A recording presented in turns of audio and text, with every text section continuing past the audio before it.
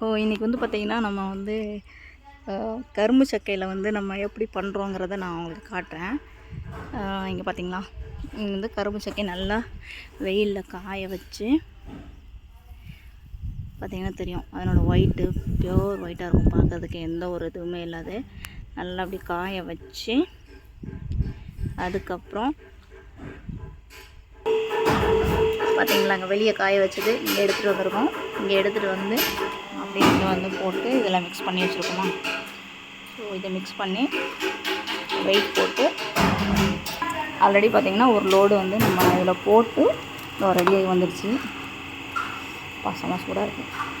இது வந்து 5 inch plate, அப்புறம் அது 7 இன்ச்சு. இப்போ பாருங்கள் இப்படி தான் லோட் பண்ணுறது. சரி, அது வந்து பெரிய பிளேட்டு, இது ஸ்மால் பிளேட். இது மேலே ஒட்டாமல் இருக்கிறதுக்கு லைட்டாக ஆயில் அப்ளை பண்ணுவோம். அவ்வளோதான், போட்டு மிஷின் ஆன் பண்ணுறது.